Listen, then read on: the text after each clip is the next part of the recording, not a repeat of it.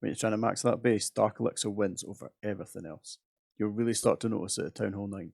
50 hero levels and all the stuff you need to do in the lab is no joke. I'm Mac, and in this video I'm going to give you my top tips for maximising your Dark Elixir farming potential. The stats and replays I'm going to use will be for Town Hall 9, but the principles for farming DE are the same at every Town Hall level, so keep watching whatever Town Hall level you are. And as always, please like and subscribe.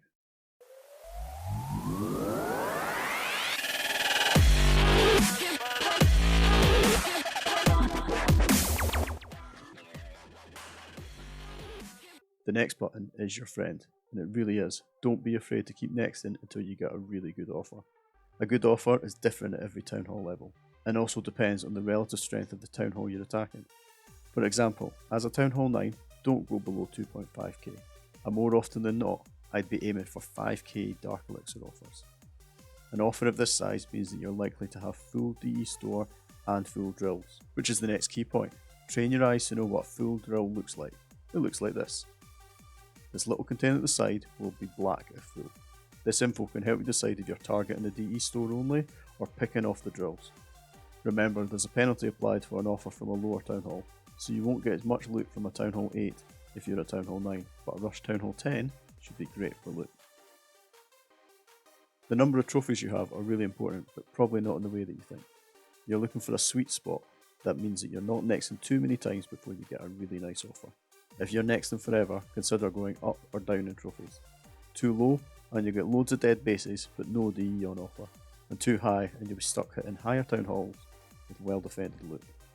Don't ignore that DE bonus either. That little bit of extra dark rolling in every attack is nice, and if possible, having it cover the cost of the DE element of your army means anything you get from the hit is pure profit.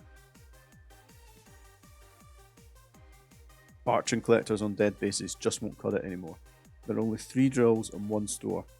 All the Dark Elixir will be on the inside of the base, and even on a dead base, it can defend its core against Barch. This is the main reason why people give up on their heroes. You need an army that can punch in and gut the base. It won't be pretty, and remember, you're not aiming for 3 stars. You may also need to use some dark troops, as a lot of the time your heroes will be down, so an army that doesn't rely on heroes is important. The most effective attack I've seen is mass baby drags. They can clear trash quickly and will have enough punch to push into the base. I also like giants with healers, with wizards to form the funnel, and then some Valks or bowlers to punch through the middle. Another effective attack is Loonian, about 24 loons and a ton of minions behind. Once all your elixir upgrades are done, mass drags works really well, if a little slow for train.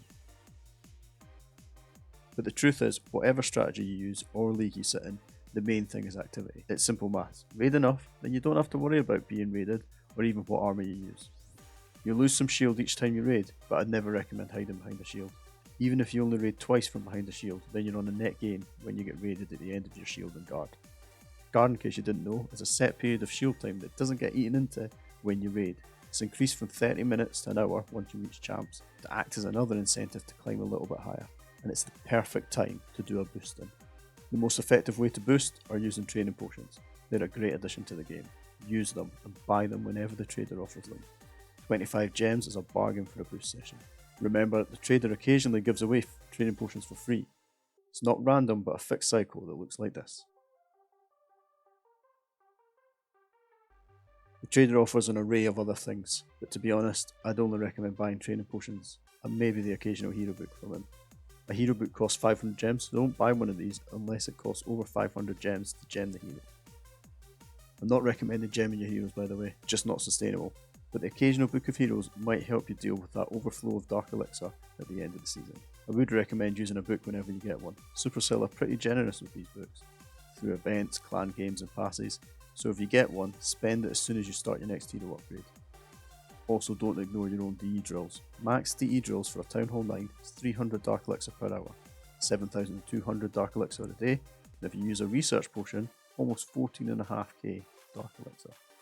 In terms of the order to upgrade your heroes, I'd start with getting both heroes down at the same time, while the upgrade costs are cheap.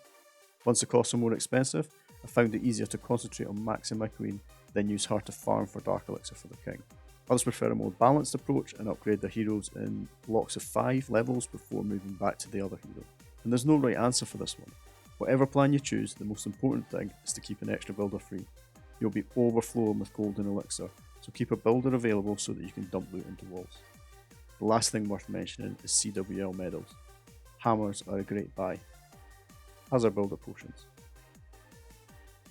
Remember, you can only buy one of each hammer every 7 days, so I'd make sure you have at least one purchased in advance of upgrading your town hall, then you should be able to use 2 hammers in quick succession. The reason I mentioned builder potions is that they are really cheap in terms of medals, and can reduce the build time by 10 hours for every potion used. Maybe more relevant if you're a new Town Hall 11 who's spending Dark Elixir on the King and Queen and Elixir on the Warden, but the fact remains that if you can get 2, 3 or 4 heroes down at once, a few builder potions will be really effective and arguably a better investment than 3 or 4 hammers. So there you have it, 5 catchy headlines to help you improve your Dark Elixir farming. There's loads of information in here and I hope you found it useful. Please let me know in the comments if you think I've missed anything, and good luck with that grind. Cheers.